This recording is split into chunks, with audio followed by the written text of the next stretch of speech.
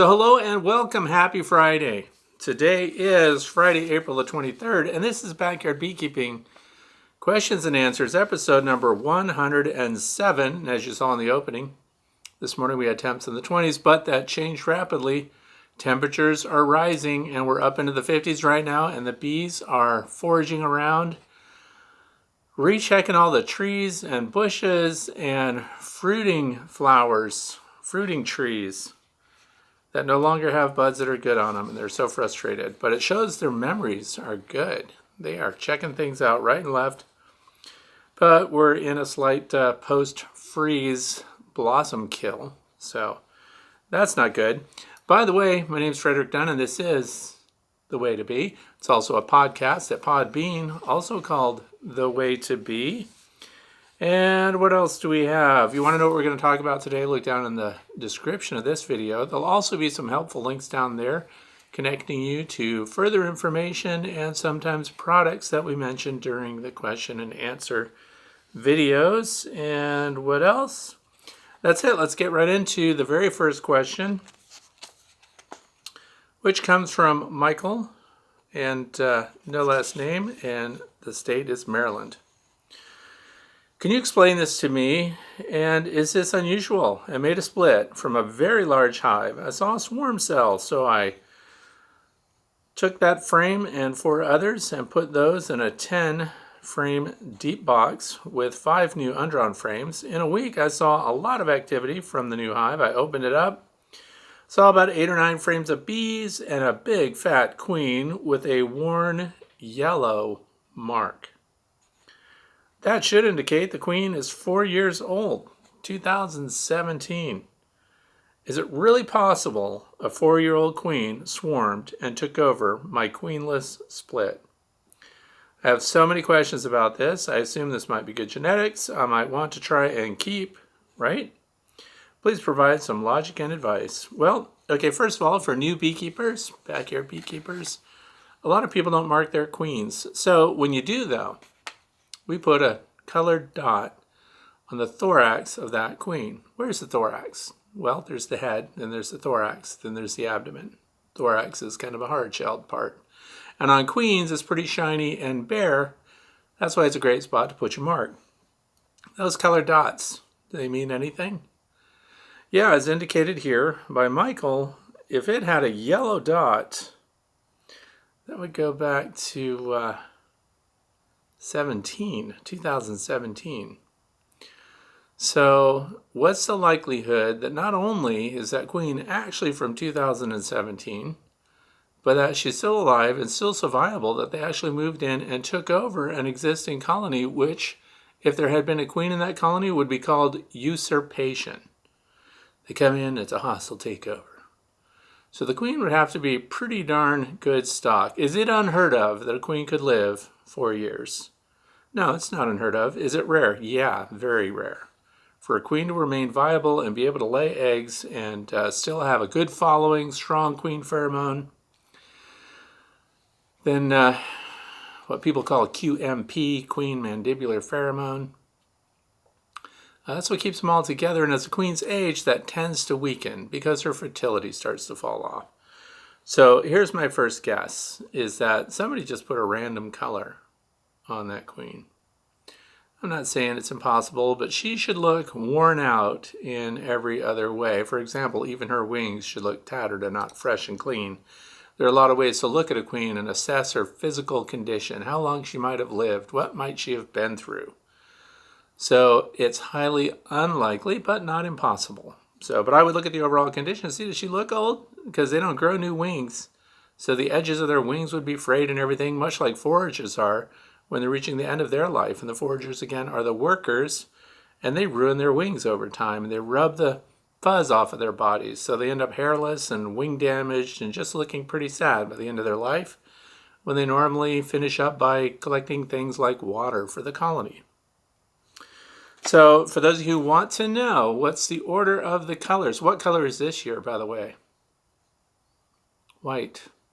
So if we're putting a dot on the thorax of our queens that we know that have hatched out this year, we're putting white on them. So there's an interesting saying that goes with it. It's like this: will you raise good bees. And it's in order just like that. Will is the white, U is yellow, R is red for rays, good is green, and B for bees is blue. Goes just like that. And if you Google queen colors and the years that they're associated with, there's pictures of the Queen of England wearing all of those associated colors through the year. So it's a funny way to remember it, but no, it's not impossible. And if that was a really old queen and she had that kind of fortitude, I would try to make new queen cells from her before, she ends up being superseded, which is what the bees tend to do when the queen is old and not performing as well as she should. But it would be cool, and I hope Michael follows up and shares with us if that queen puts out a good brood pattern, if she really is still strong after potentially 4 years. Next question is from David Shrewsbury. And I was wondering if you would talk more about requeening a hive. Lots of queen questions this day, on this Friday. I have a BeeWeaver Queen ordered to replace my current Italian queen, and I'm pretty sure I have heard you say that you like to wait 3 days before introducing the new queen. That's 3 days from the time the colony had a queen, 3 days without a queen, install the new queen, and that's because the longer they're without her pheromone, and the more that's dissipated from the nurse bees in that colony and the workers and the guards, then the more open they are to a brand new queen coming in. They'll be excited because they know for sure that they're queenless. Do you worry about that in the 3 days they're queenless, that they will build emergency queen cells? Do you go through each frame checking for and destroying any that have been made? Thanks. Well, first of all, in the colonies, they always have queen cups, generally. The strong colonies do, and those are just cups. They point down. Gravity-wise, they point down. They look like little acorn caps, and they're empty. And when the queen is failing or not performing up to speed, or when the colony is so big and so strong and so productive and nectar and resources are coming through, they're making preparations to leave, they become swarm cells, and then the queen will lay an egg in those, and then the nurse bees will start to develop those into queens, replacement queens. There are also supersedure queens, and so in the absence of the queen, 3 days generally doesn't make them all of a sudden start constructing new queen cells. And what they're doing, though, is if it's an emergency, because if you're removing the queen, they didn't have time to plan.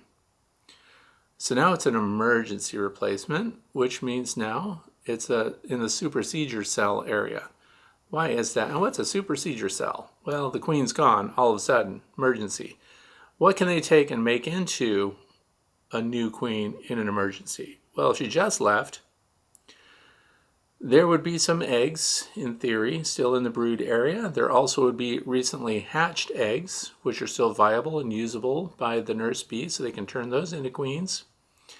And what the bees do, and this is why I want to talk about this just a little bit, in the absence of the queen, no matter why that is, she died, she flew out, predation, somebody killed the queen, or that she just swarmed and left, and now you're queenless.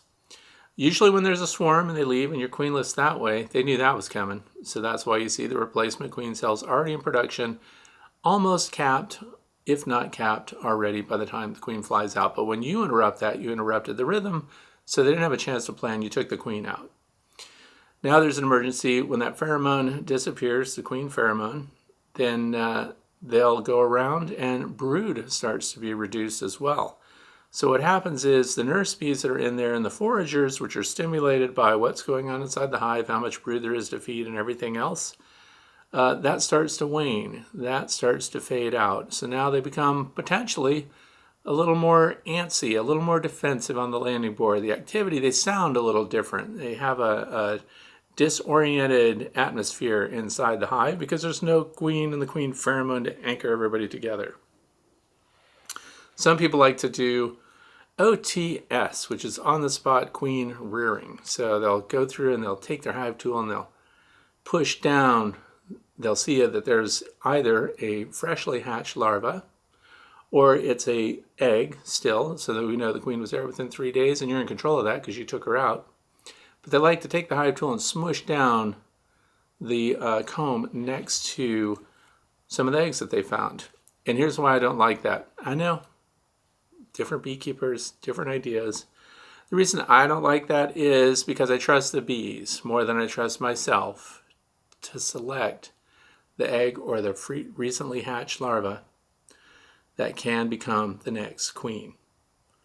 And they do a better job than we do. We do it, we just look at one and pick it out and, there it goes. And by damaging those adjacent cells and killing and smushing any eggs that are adjacent to that one egg in that one cell, they start to draw it out, and then it comes out from the face of the comb, and then it droops down. Because again, queen cells are vertical. So that's on the spot.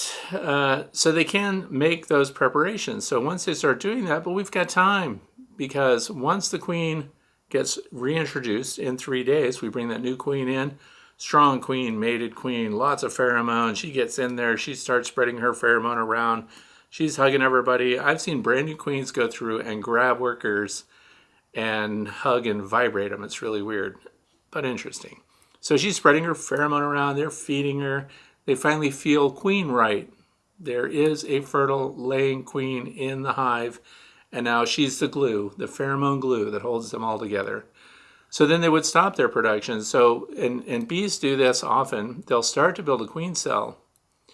And when a queen pheromone is established and they feel that things are okay, then they also dismantle those queen cells. In some cases, this is the gamble.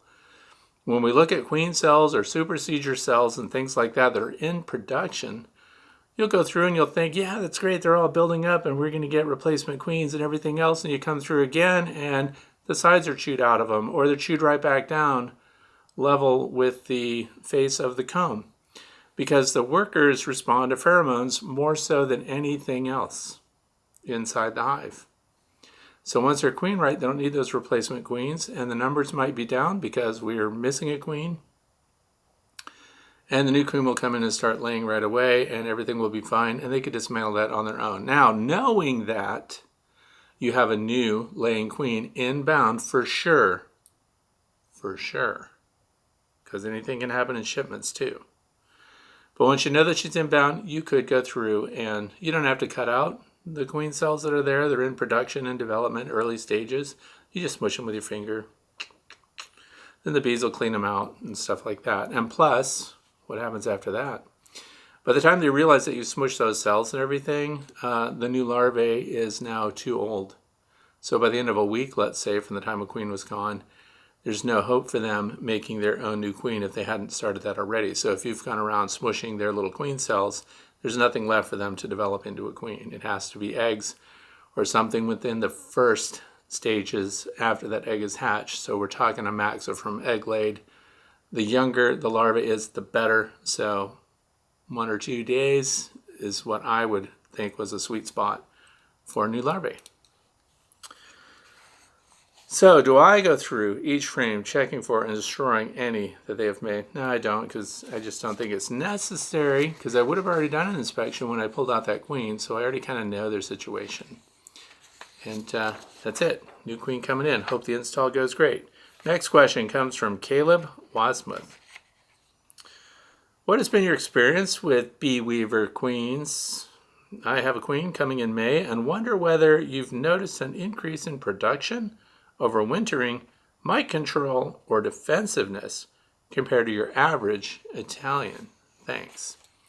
So for those of you who are new, we have lots of choices when it comes to bee stock. And I arrived at the BeeWeaver line of bees because those are survivor bees, untreated bees. They have survivor traits, hygienic traits, they're varroa tolerant, and so on. They bite the feet on the varroa, which I've seen myself by looking at the damaged varroa underneath microscopes, and I've shared those pictures on my channel. And I just like them. Now, I did start off in 2007. I started off with Italians, and met a guy in the parking lot, sold me a bunch of packages. I did buy a nucleus colony and installed those, and they were great. They built up super fast. They had a huge population, and that high population went right into winter, and they ate me out of house and home. They used up all their resources. They kept a large brood all the way through winter too, which was really interesting, which showed me now, looking back these years later, that the Italian bees were much better suited to warmer more southern climates than we have here in the state of Pennsylvania, northeastern United States. And then I started doing research too, because I kind of wanted to be on the treatment-free bandwagon. Seemed to make sense to me. I wanted everything to be natural and wholesome, and I wanted these things to survive on their own. And keep in mind, I was learning about bees. So I did lots of research, and I listened to a lecture by the BeeWeaver family there. And they're a long-standing family in the United States, generational beekeepers, many generations. And what they did is years ago, they decided to stop treating their bees. They determined that that is not a sustainable way to keep bees. So to constantly treat and have to adapt and use new chemicals, treatments, miticides, and so on. So that all resonated with me. That makes sense. Why do I want to treat those bees? I want treatment-free bees. So I got the BeeWeaver bees. Now the problem was, as many of you have encountered, is that you can't buy packages from the BeeWeaver family in Texas and have them mailed to you. They'll only ship the queen. So if you want to pick them up, and a lot of people do, they're driving hours to go to the BeeWeaver farm there, and they're collecting their packages or their nucleus colonies, and they're bringing them home. So they work. Have they worked well for me? They sure have. Now, are they better than Italians? Well, when it comes to winter survival, they definitely were. When it comes to handling varroa mites that try to move in on them, they definitely are strong against varroa mites and often didn't require treatments at all. In fact, the cleanest inspection that our state bee inspector had done when he came out here years ago, he was amazed at his inability to find even a single varroa mite. And you might say, yeah, well, that guy, he just might not be any good at finding those varroa mites. State inspectors, I mean, maybe he just wanted to wrap up his day and get out of there. Well, aside from the fact that we were making a video too, so I was asking lots of questions and basically observing everything he did. He said eventually that we were just wasting our time looking for the varroa mites, and he was actually in competition with another inspector to see how many varroa mites they could find in a single hive with a single sugar shake test, which most of you would. We can do sugar shake, or you can do the alcohol wash, up to you. But they were clean, so I constantly got reinforcement that the BeeWeaver bees were doing very well. So now we fast forward from 2008, 2009, all the way up to today, 2021. What are my preferred lines of bees to keep? Locally adapted bees are, of course, what I'm going to continue to work with in the form of swarms and splits and things like that, because when we even take the BeeWeaver Queens, and if we split the colony, which I'm about to do, for those of you who saw this morning's video that showed the fire drills going on the landing boards this week, past week, I'm going to take my strongest colonies and I'm going to make splits, and I'm keeping my, of course, the now over a year old BeeWeaver Queens, which will go into the new colony, new hive. And the old ones will produce their own replacement queens, and those queens will fly out, and here's where we get the locally adapted stock, because they're going to fly out and they're going to mate with the drones in this region.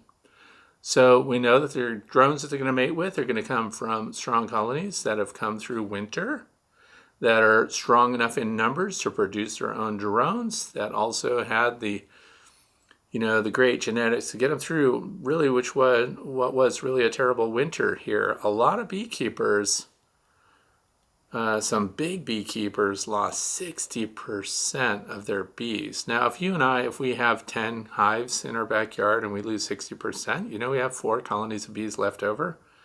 That's not the end of the world. That's terrible. It's not great, but it's not the end of the world. But imagine losing hundreds of colonies.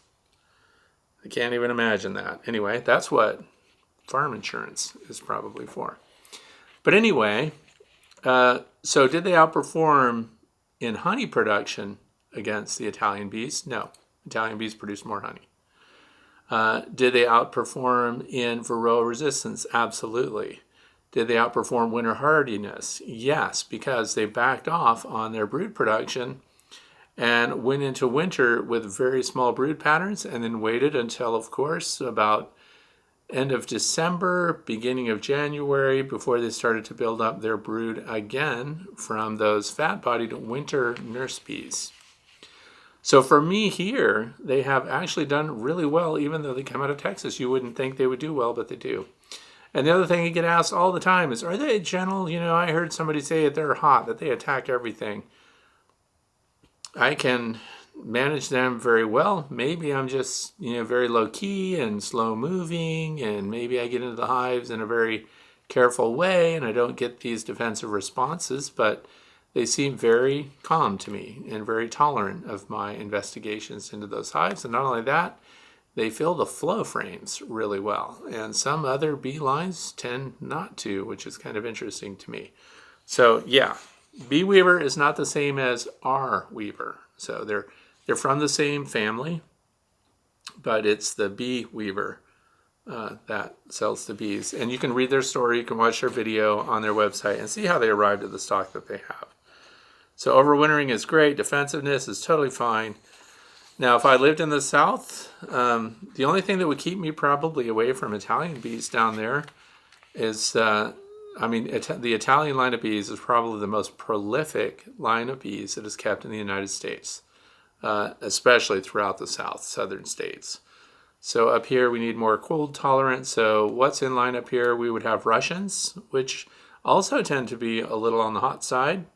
But they get through winter really well, and again, for the same reasons. They cut back on their brood production when there's a dearth period, which means there's no resources coming in from the environment.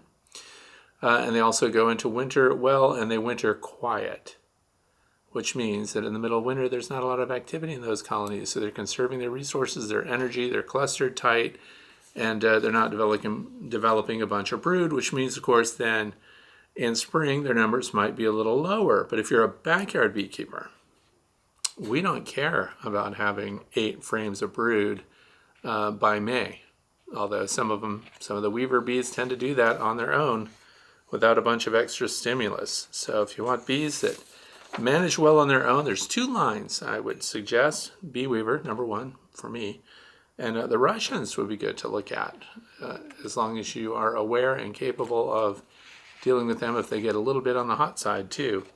Next question comes from Alan Williams. I just received my first package of bees that had been packaged just that morning. I released the bees into my hive, leaving the queen in her cage until the workers got to know her. After 3 days, I wanted to release the queen from her cage, but the weather was snowy and rainy and temperatures never got above 36 degrees. The queen cage was surrounded by many worker bees, and it looked like the queen was being kept warm. So I decided to wait for a warmer day before releasing her, just so I did not add any additional stresses to the queen. After 6 days of the queen being penned up, I took a chance of releasing the queen with a temperature only 46 degrees because I was beginning to worry of doing something not good for the hive, and by keeping the queen penned up, everything looks good at this stage 3 days later, but now I'm curious. How long could I have left the queen penned up without doing her job of egg laying and the nurse bees having nothing to do in a new hive doing permanent damage to the hive for an extended release time? Well, when we keep queens, I'm not a queen breeder, but when people keep queens in their cages for extended periods of time, you can call that banking queens. So that, like, there'll be a hive that does not have a queen in it, but you have a bunch of queens in the hive in cages that those workers will, of course, continue to feed because the queen gets fed by her attendant bees. So the only drawback to that is, of course, we want that queen out and about because we want her to fulfill her biological instincts, which would be to lay eggs and produce young. But we do know that queen bees go into winter and they go through periods where they don't lay eggs for extended periods of time, so weeks at a time. So we know that they can go without laying. What do? They just stop producing their eggs and they stop providing the sperm from their spermatheca, which fertilizes the eggs on their way out. That's why queens can get skinny in the abdomen and then they can expand again when they're in full lay and they start to develop those eggs.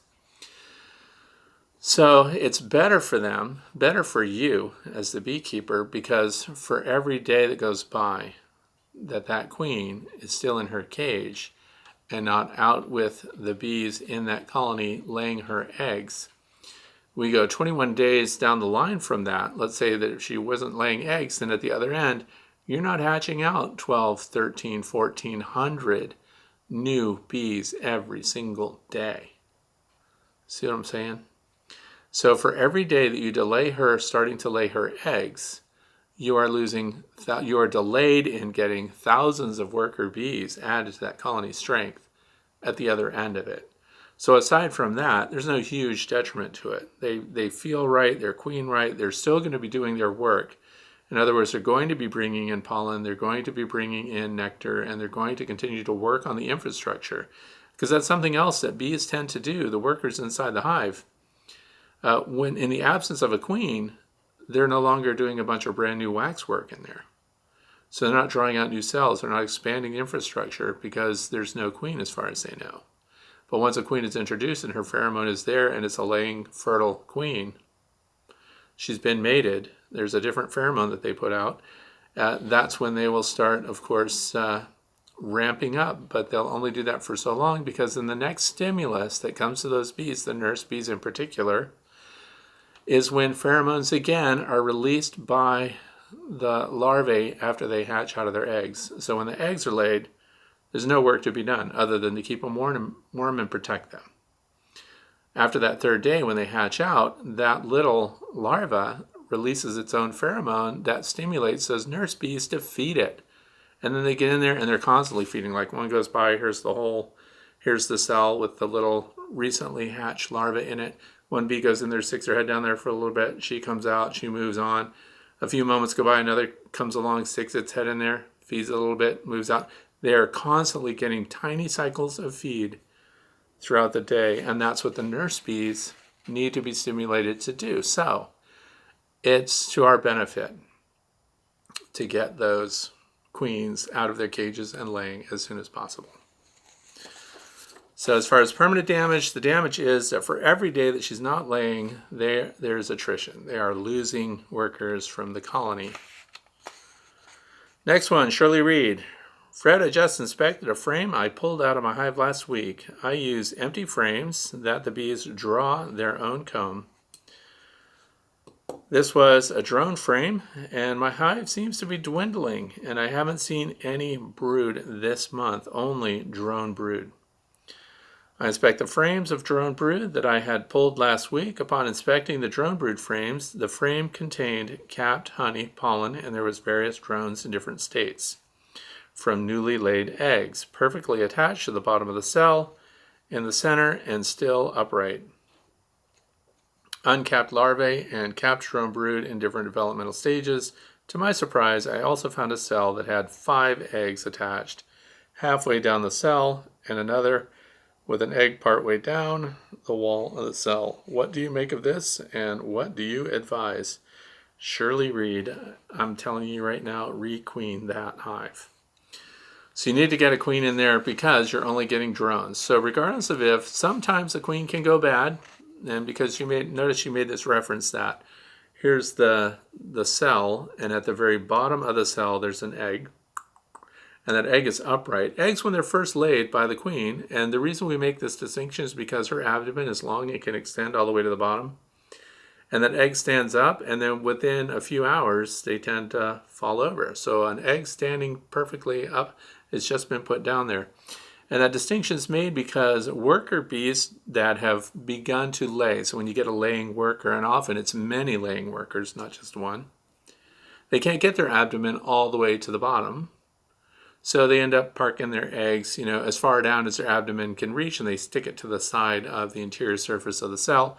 That's where we have evidence of a laying worker. So you may have two things going on at once here, although I would hunt for the queen carefully. Either way you slice it, though, let's fail safe right now. If there is a queen still in there, she's laying drones only. So let's get rid of the queen if you can find her, and if not, you still want to get that order and get a replacement queen in there because they can't make their own. They cannot replace a queen with eggs that are haploid eggs. They're sterile. They're infertile. They're considered, and that means that they're only going to make a drone, which is a male bee, and that cannot contain the genetics they need to carry on that colony. So we need workers. So you got to get a queen in there right away, a replacement. That's what I would do right now. That's what I advise. Stop watching this right now. Go order that queen from Laura Weaver at the BeeWeaver family and they will send you an emergency queen. And tell them I sent you, because it's very important when you go to the Weaver family to tell them that I sent you so that you can pay exactly the same as everybody else who goes to that website. The next question is from Michael Clancy. Ever heard of this from Man Lake? Instead of painting your hives, try this eco wood treatment. After one treatment, you'll swear by it. It's easy to use, no need to reapply ever. And it's non-toxic and made of natural elements. We love this product, and you will too. One application is all it takes. Just apply once and you're done. It won't wear off, fade, peel. And unlike other sealers and stains, EcoWood treatment. That's the quote from the website. Never used it. Didn't know if you or your viewers have used it. Okay, well, I haven't used it. And there's a lot of discussion about organic wood treatments and healthy wood treatments and non-toxic wood treatments and all these things that you can put on your hives. And like anything else, I'm not going to just talk about it unless at least either one have used it or done some research, right? I mean, you got to do some research. So at any moment while I'm making this video, my driveway sensors might go off. The alarms might sound, and my UPS driver might be bringing a package to me today. And what do you think is going to be in there? Yep, eco wood treatment. Because when I looked it up, and by the way, for those of you who have already finished your hives, you're thinking, what I do to my hives? Is that wrong? What's going on? Well, I've painted my hives, the exteriors of my hives, with exterior latex. I like Valspar. I'm a Consumer Reports guy. I read stuff. I go with whatever works, semi-gloss, gloss, and I also use marine quality spar varnish, Helmsman's, because it looks cool. And here's why I like the marine spar varnish. Aside from the fact that we have these tall ships that come in on Lake Erie and they have these big shows. And the Blue Nose schooner, the Blue Nose 2, they did all of their woodwork finishing topside on that boat with Helmsman's marine spar varnish. So I thought, yeah, that'd be good for beehives. So you can paint your beehives. You can use acrylic. You can use spar varnishes and things like that. And that's all great. Your bees don't eat it. It's not going to impact them, especially when it's no longer active, because it becomes inert once it dries out and is finished on the hives. That's why we spend our winters finishing our beehives and doing stuff. So I started looking into eco wood, and I found it. You can get it. Let's just start talking about the prices first, and I'm going to tell you what it does, how it works. So anyway, Home Depot carries it. Look at this. 5 gallons of it is $59.99. And when I say 5 gallons, you know what I'm talking about? It's a box of powder that makes 5 gallons. So that's what I ordered. That's what's being shipped, the powder. And Home Depot had 265 reviews on it, 4.5 out of 5. So it seemed pretty good. And a bunch of those reviews were from people who are beekeepers. Hey, is it for sale on Amazon? Sure is. Same stuff, 5 gallons. $56.99 with free shipping. And now here's the thing. Where do you think I went for information? Well, I Googled everything. I looked all over the place, because one of the things they don't explain is, how does it seal the wood? What the heck is it made out of? And so I made my own notes too, because it's actually considered a mineral sealer. So mineral paint, and it soaks into the wood. And this is curious to me, because we know that people often will set up these huge paraffin dip systems, and they'll put their hive boxes together, and people will drive for miles. Beekeepers will load a whole bunch of the new hive equipment on flatbeds, and they'll drive to these people that are offering the hot paraffin dip, because it's supposed to last, for more years than any other paint or surface material you can put on it, because it's at such a high temperature that it forces itself into the wood grain, displaces moisture in the wood, and seals the end grain and all this great stuff. But it's also a very risky way to finish your hive, because it's paraffin, and you can also catch stuff on fire. And it's hot, and it's a big deal, and the mess. So if you're going to set that up, look at Cayman Reynolds. Cayman Reynolds does his own. I think he had, this was funny too, because he repurposed an old chicken steamer because they process what I'm guessing are a breed of rock chickens, which are the fryers, the meat birds. But so he's done it too, but this is very interesting to me. So I got a hold of Bruce McNutt, who is also at ecowoodtreatment.com. And so I asked him a bunch of questions. And I said, for example, if I put all my hive equipment together, which I have a bunch of it right now, I have a bunch of medium supers that are put together that are pine that conveniently are not finished yet. Can I glue them up and then dip them afterwards and just make a bath out of it and dip them just like you do the wax stuff? Yes, you can. You can dip all surfaces. All surfaces are good for exposure to the bees. It's non-toxic. It's a mineral sealer. Which again, I want to know more about that, but the idea that you can dip them. Also, could I just take a bunch of boards? Because when you buy deep supers or medium supers and things like that, and you're going to put them together later, but all those surfaces are exposed. Couldn't we just make like a pan, mix up a bunch of this eco wood stuff, and create a bath, and then put each piece of wood in there, and then put it out on racks and let it dry, and then glue it together? And will that stuff impede the ability of the glue to hold those pieces of wood together? Well, according to Bruce, no, you can do it. And this is a quote from, I'm just going to read exactly what he said to me. He says, "Hi, Fred. Yes, people dip the hive in the treatment. It's been used as a non-toxic wood preservative for ages over in Europe. There's nothing in it that could harm the bees. People put it around fish ponds and fish environments as well." So that's a good testament too, because nothing's more sensitive than to what might be leaching into the water of valuable fish like koi ponds and things like that. You can paint over it later if you wanted, and the glue will stick to it. It prevents white, rot, fungi.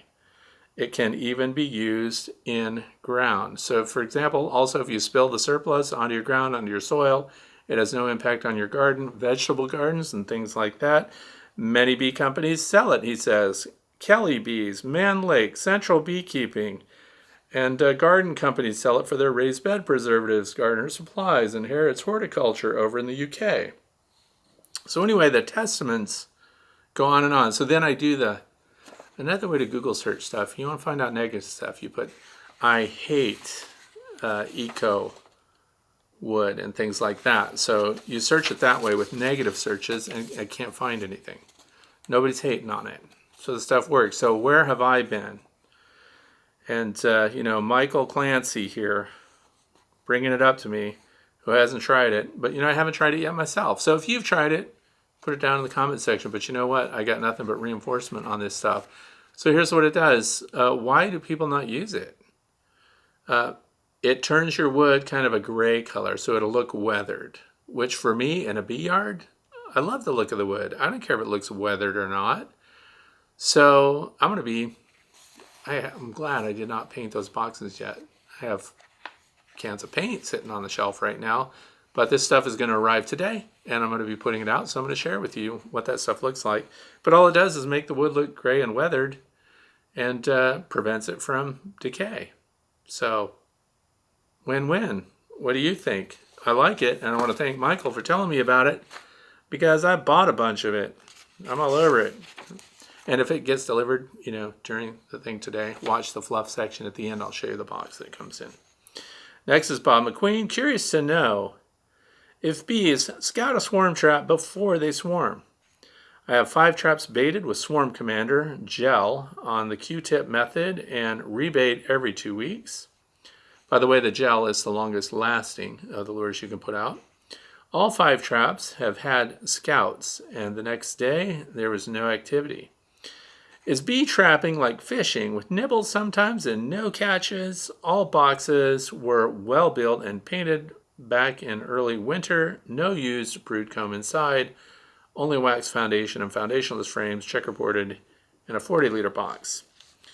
Okay, first of all, if you can put at least just 1 frame of drawn old comb in there, that is huge for helping to attract the bees. But the question is, do the scouts go out and start to look for new locations to live before they even swarm out of the hive? Yes, they do. Those scouts have been noticed leaving the hives, and how do they find that out? They mark them just like the queen marking we described earlier. They mark their thorax, and the scouts are zipping out, and then they see the ones that show up at different swarm trap locations. They do their inspections, and they return to that parent hive. And then we know how long down the line, a bunch of fire drills and stuff like that, just like the video I showed this morning. And how long are they doing that? How long are the scouts out there scouting their areas before they actually cast a swarm out of that colony, and then they bivouac on some intermediate location? So here's the other thing. They never go, this is curious to me though, you would think they would. Why doesn't a swarm of bees depart their colony and go straight to a known cavity? They always go to an intermediate location and bivouac there first. And while they're there, hundreds of scouts are out verifying the cavity that they're about to go into.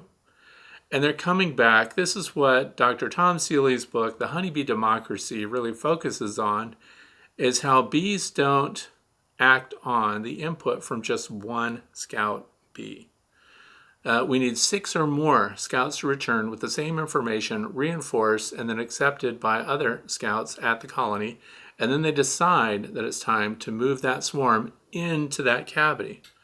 So yeah, they're doing it a week in advance. So they may have not even swarmed yet. So we can't think that because scouts are inside that trap that you've set up for them, we can't assume that there's already a swarm hanging on a bush somewhere and we can't start looking for that.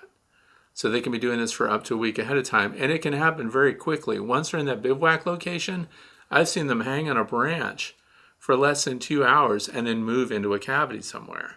On the other hand, they can hang on that branch and be there several days, which puts them in jeopardy because they only have so many resources with them.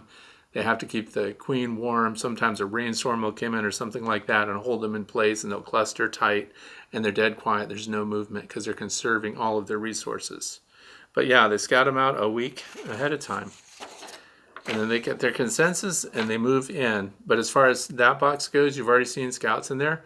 You can put bits and pieces of propolis that, when you do hive inspections and we scrape propolis off the tops of the boxes and things like that, keep a Ziploc baggie handy and chuck all that stuff in there. The same with burr comb and little chunks and pieces that have kind of propolis burr comb composition mixed a little bit together. You put that in these bags, and those are what you put. Just sprinkle it on the bottom in there. Somebody said they heat it up and paint the inside of the hive with it. I don't think that's necessary. I think just dropping it in there unaltered and little bits and pieces on the bottom give it the pheromone that they want. The other thing is when you're going to replenish your swarm commander, which by the way is the #1 performing lure for that, because swarm commander is synthetic Nasonov pheromone. It is not just lemongrass. In fact, it doesn't have lemongrass in it at all. So it has a proven track record.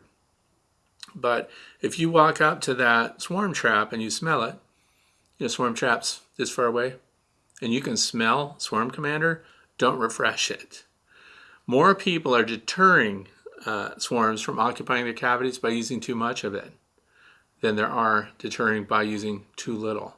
So you want tiny amounts, trace bits. If you can barely smell it, the bees can really smell it.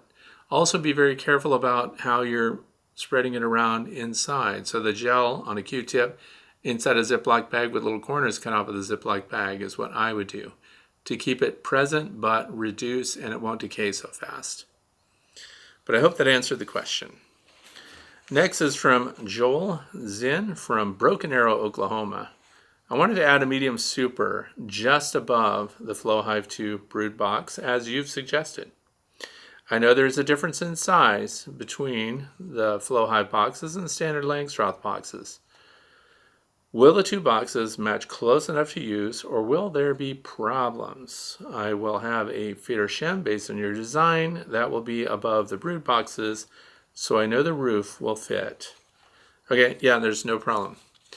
They are different, and it's the width. So if we have a Flow Hive brood box right here, the standard Langstroth boxes that we put on it, which the medium supers that I put on are, because Flow Hive doesn't even make medium supers. That's the rip-off there. They don't have the stuff that we need. So anyway, I put the standard Langstroth boxes on there, and they overlap 1/8 of an inch on each side, and the bees use it just like they do anything else.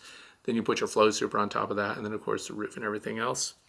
And if you've got the feeder shim on there, which you've built on your own, then we know that we've built the feeder shim to match the Flow Hive dimensions so that it fits perfectly with the flow roof switcher. That's a flow roof right there.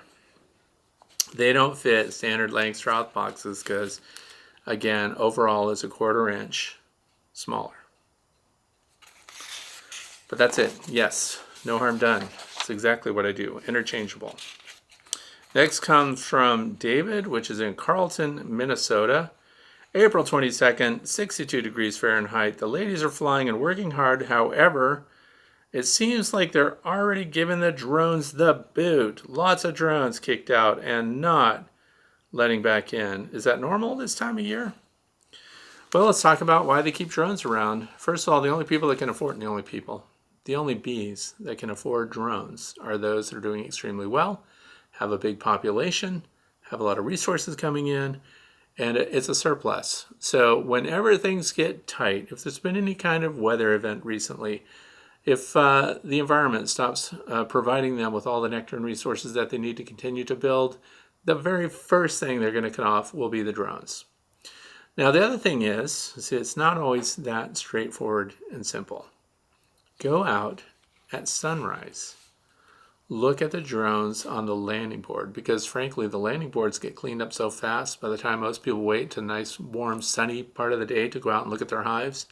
The landing boards are completely clean. So let's get information. Let's find out what's going on.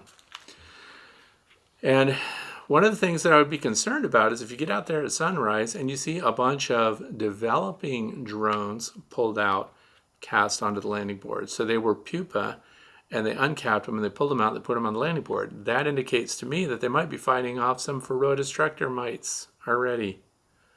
Now, if they don't have any of that, and all we're looking at are adult drones, there's another thing to consider. Some of the drones that they're kicking out and repelling, and in some cases even stinging the drones to death, guard bees, engaging them, why would they do that? Because the drones don't live there. Drones are the worst couch hoppers in the bee kingdom. They scoot around, and so they may not be the resident drones. They may not belong to the colony. They're just there trick-or-treating, knocking on the entrance, trying to get free food and resources. They're not going to get fed. They're going to be repelled, and they're going to be canned. And sometimes you can see a bunch of dead drones in front of the colony. They're difficult for the undertaker bees to pick up and fly away with, so a lot of them end up dead right in front. And so those are some things to consider, but is it normal? It's normal any time of year because it's completely up to the bees what they decide to do. They stop feeding those drones and they give them the boot. And you can see the drones that are really hungry, really starving because they kind of try to get as close as they can to the nurse bees on the brood frames, and they just go to the face of every nurse bee that they can and they just keep poking at them, trying to get them to feed them some nectar. And so you see them getting ignored. There's change in the air. The resources aren't there anymore. They're going to focus their resources on their own worker larvae, and they're going to ignore drones first. So yeah, any time of year. They can even toss them midsummer if there's a big dearth. But there are other potential considerations. Non-resident drones, and look early in the morning to see what your landing boards are doing. See if they're pulling pupa. But if they're also pulling the larvae from your colony and stuff, and it's not all drones, there may be some workers in there too, you've got an issue with Varroa destructor mites, number one, potential other brood-related diseases. Next is from John Karcher, McLeansboro, Illinois. Maybe it's McLeansboro, I don't know. Questions about queens and swarming. This is the time of year. See, everybody has these questions. I thought I've read that the first queen hatched is supposed to find an unhatched queen and get rid of them. Last year, in my top bar hive, I had about 12 frames of brood. For some reason, the queen laid eggs in 4 or 5 cups at one end, and it looked like a few days later, the queen laid in 4 or 5 cups at the other end of the brood section. A few weeks later, I had a secondary cast swarm, leaving me with about 1/4 bees from the original hive. I just had a swarm in one of my hives, checked them, same situation. I decided to keep only 2 of the nicest queen cells that were close together Was this a good idea? Why are there sometimes extra casts in virgin queens? It seems like that could lessen the survivability of the bees in the hive and cast swarms. Okay, so here's the thing. First of all, let's talk statistics. Overall, everybody has some unique experience that's a little different. What are the chances when the swarm takes off, a prime swarm, a good strong one with a fertile queen, the old queen leaves with a bunch of the resident bees that can fly. They take off. Even the strongest ones have a 20% survival chance. 80% of them tend not to survive unless they're collected and hived by a beekeeper. So it's very important that we try to slow down this. And the other thing is this falls in line with different kinds of bees that you keep. I mentioned Russian bees earlier. They are known for their after swarms, one after another. And sometimes, to the frustration of many beekeepers, you'll have a colony that is much like the one described here, that just keeps producing and hatching out another queen, and she swarms out, another queen, and they swarm out. Their chances of survival are even more reduced. Why? Because it's not a mated queen. Therefore, she doesn't get the attention of as many workers as she otherwise would because her pheromone is low. So that when she leaves, these are the ones that you find them on the ground sometimes, and there's a cluster the size of your fist on the ground around a very slender queen. So it's even hard to see other than by her length, because we'll see that her wings go about halfway down her abdomen. It's hard sometimes to pick them out when the queens are young and have never been mated. So the odds are against them, because when they go and they find a cavity, what still has to happen? That queen has to finish maturing, so she just barely got strong enough to fly. That's also why often they're so young, they're not good flyers. They might have just hatched out, their body's not matured and strong and ready for mating flights and things like that. And that's why they end up on the ground 10 feet from the hive, because they weren't ready to go. And for some reason, they took off anyway with half-hearted bees going with her. So finding the cells that are in there and squishing them up it goes back to the on-the-spot queen rearing that I talked about earlier. We're selecting which of those queen cells we decide that we want. But I can help you a little bit when it comes to looking at those cells, because you saved 2 of them. That's good. 2 is 1, 1 is none. Look at the queen cells that have been built up the most, that have the most dimpling on them, that have the most shaping on them. Also, you'll notice attendant bees cling to those queen cells so they can attend to her the moment she hatches out. So sometimes you'll see a queen cell along the periphery of the brood area. You'll see a queen cell that has almost no bees on her at all. And you'll see another queen cell that you almost can't see the queen cell because of all the attendant bees. I think they are already showing their preference for that cell that's probably thicker, probably got more modeling and work done to it, and probably a better queen inside, or she's near hatching. So then, yeah, I would squish up the ones that are being ignored and show favor for the ones that the bees are already showing favor for. And then start to cut down on some of those. But yeah, in theory, the first queen to hatch out should have decided to stay a resident queen and stuck around and stung to death all the remaining queens inside those cells. But another reason that she might have flown out with a small cluster, with a small swarm, is because the rest of the bees didn't like her. Bees, the colony, the nurse bees, will show a preference for some queens, and they'll even refuse to attend to some of the other virgin queens that hatch out. How do you know that? What are you talking about? Because I've seen it in my observation hives. I let them all hatch out and see what happens, and I've never gone completely queenless. Even when they've done these after swarms and those little clusters go. What happens if something happens to that queen that they go out with and there's a little tiny cluster on them? If something happens and she dies or she gets weak or a bird eats her or something happens in transit, those workers come back to the colony, so you don't lose them. So that's the other thing you can do. When they fly out and you get this tiny cluster, you're not going to hive that cluster. Get in there, find the queen, collect the queen, remove the queen, and those workers fly back to the hive that they came out of. So now they'll be there and able to go with another queen or stay and support a queen that they've chosen to nurture. Endless variables with honeybees. But yeah, you find a cluster, any size cluster, that is part of a swarm, and if you can get the queen, you can locate her in that cluster, then they return to the colony that they left from. John Powell, Ruther Glen, Virginia. I've been preparing to get started in beekeeping and bought a Flow Hive 2 last year, too late in the season to get started. I've also purchased Better Bee Comb to give the newbies a head start, and those are ready to go. I pre-ordered my nuke back in December and just realized that I've made a newbie mistake because the nucleus colony, that's all the frames, all the bees, babies, everything, laying queen. The nuke will be medium frames. They don't have deeps. And I'm a week or two out from picking them up. What is going to be the best way to migrate the nuke from the medium to deep frames? I don't have any medium equipment and want the nuke to go into the flow. Thanks for your advice. We talked about this before.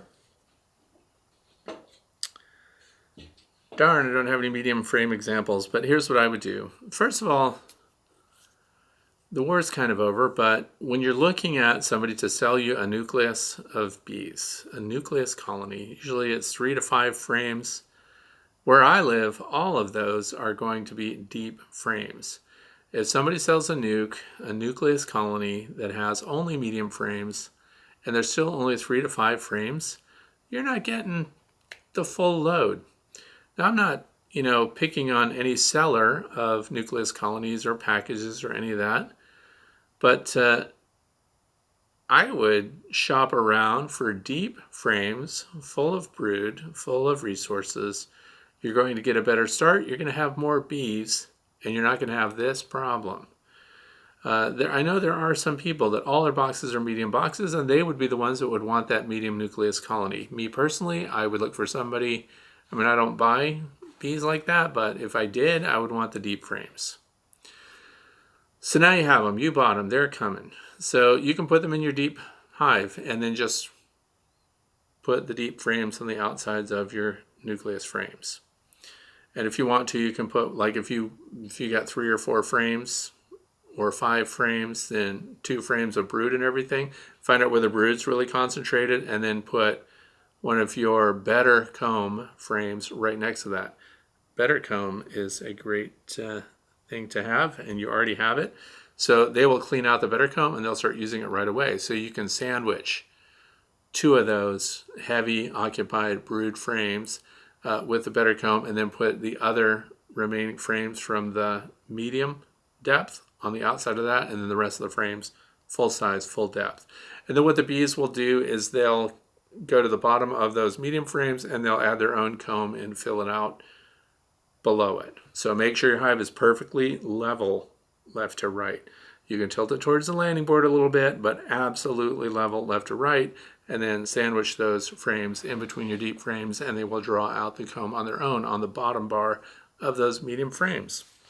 But for those who are listening and watching, I would highly recommend that you find a seller of nucleus colonies that is doing that with the deep frames.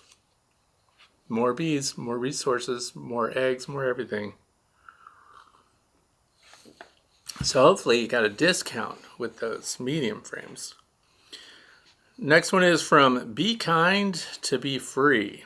We are doubling our 15 by 15 bee yard. I don't know if that's 15 feet or 15 yards, but are in Big Bear country. So it has an electric fence with a 3-foot offset. So it's 9 by 9 essentially.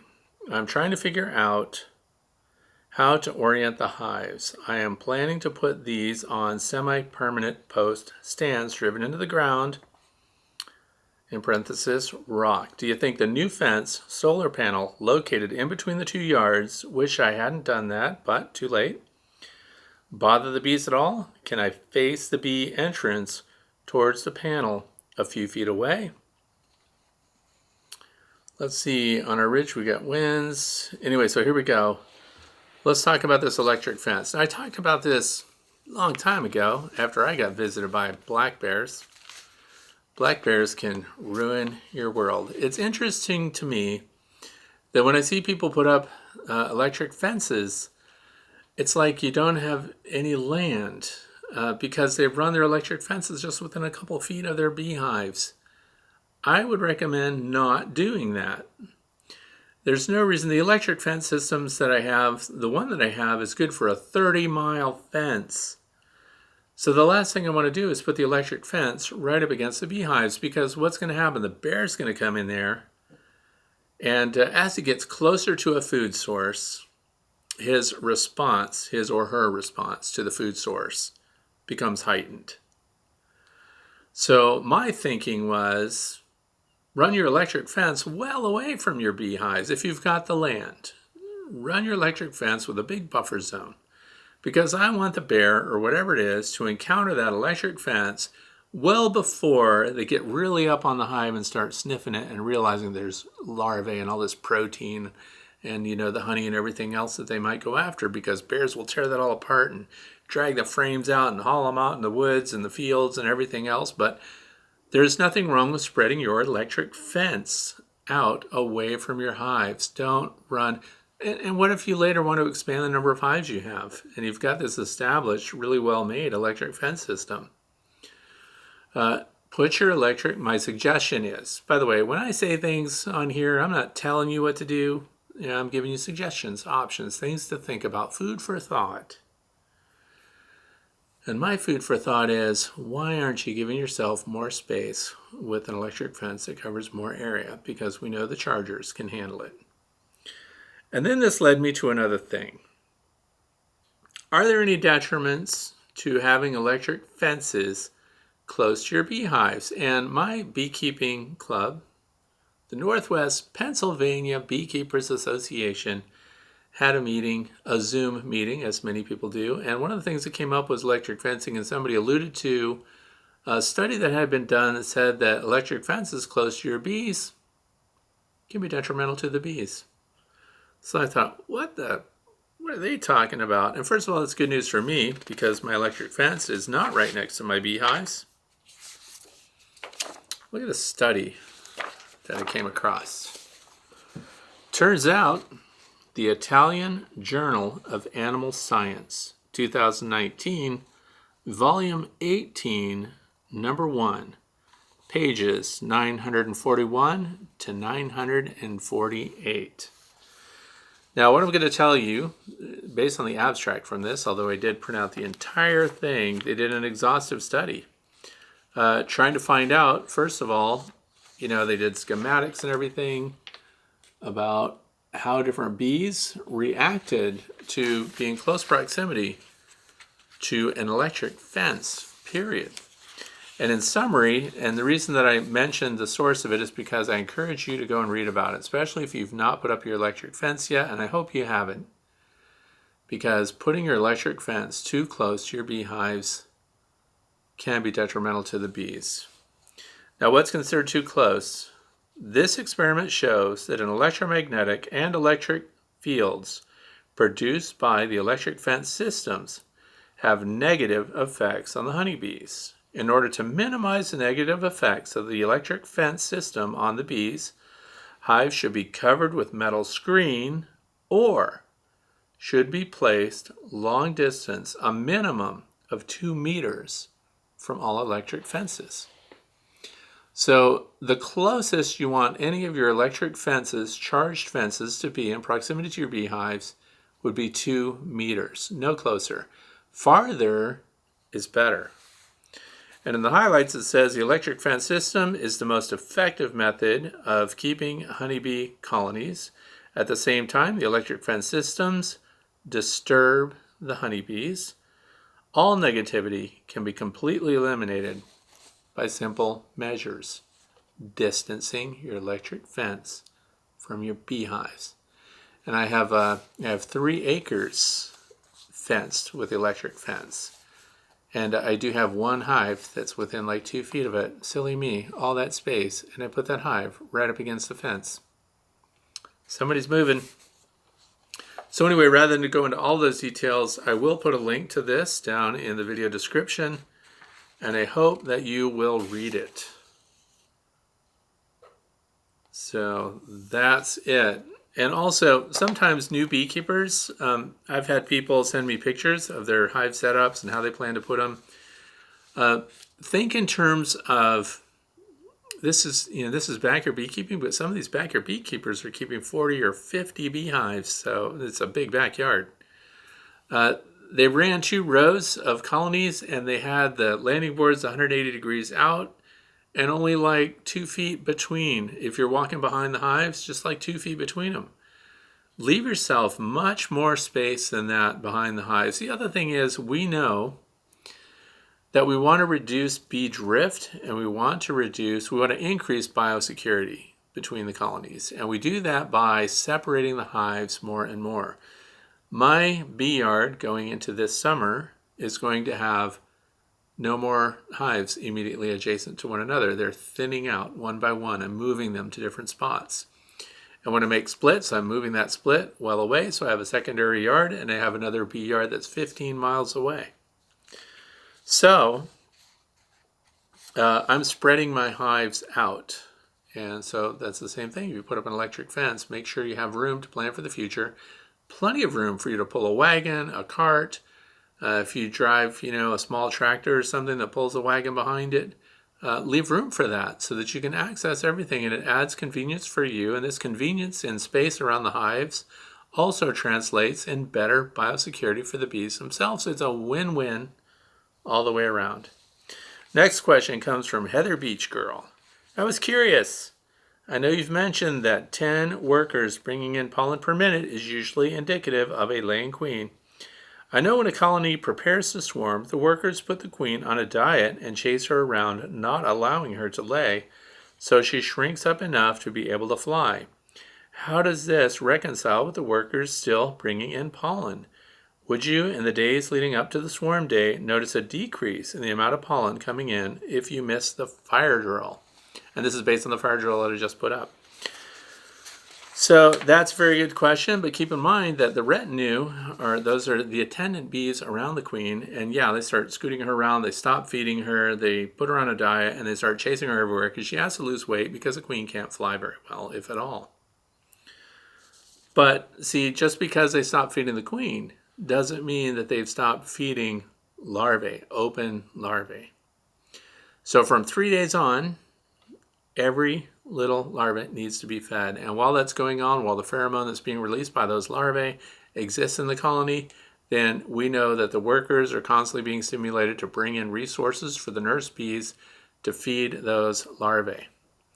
So no, the demand does not drop off. That demonstrates that there is larvae present. The queen could have been gone. The queen could be removed for any number of reasons, and there could be a swarm, and pollen still is going to be coming in because they're going to be attending to the larvae that is left behind. That will drop off. How long will it be after a queen is gone? When the drop off, the demand for larvae will actually be lower. 3 days as an egg. Yep. And then how many days as open larvae? About 6. So if we look 3 days plus 6 days, so if we go to the 10th day, the 10th day after the queen has departed is when you would see a drop off in the amount of pollen coming in. And by then, though, you better be aware of what's been going on before then. But by then, you know for sure something's up, because that doesn't mean there'll be a laying worker right away. There won't be. But that's when you would see a drop off because the demand for it is down. And they try to keep the pollen coming in fresh, on demand. So it takes a full frame of pollen to raise a full frame of brood. So the demand is in flux then. So when they're not laying eggs, and you would see a drop off of that demand. So yeah, you would see a reduction, gradual and almost a complete drop off after the 10th day. So I hope that helps. Good question, by the way. Trying to test everything. So that's it for today. That is the last of the questions. I'm glad that you spent your time with me here. And there are 107 of these episodes, so you might want to click the like button down there so you know that you watched this one. I'm glad that you spent your time here. And for those that are still watching, I just want to remind you that the Hive Butler people have reinstated the Fred 10, F-R-E-D 10 discount. So you get 10% off of the Hive Butlers if you go to their store. And they're also offering free shipping now. So that's all good. I don't get anything out of that. It's just nice of them to provide a discount to my viewers here. So I hope you're going to have a fantastic weekend. I hope that you're getting ahead of those bees that are all going to be swarming soon. So if you're doing splits, if you got to expand the colony, you want to get ahead of them because we don't want to lose our bees. Remember, 20% survival potential for those that take off and that we do not recover. That's not good. You want to find out if you've got a good environment for the bees in the wild. Go to Beescape, BeesCape.org, put in your location and see what the resources are in your area and what the environment is offering up as far as natural cavities for your bees to occupy. Thanks for watching. Have a fantastic weekend.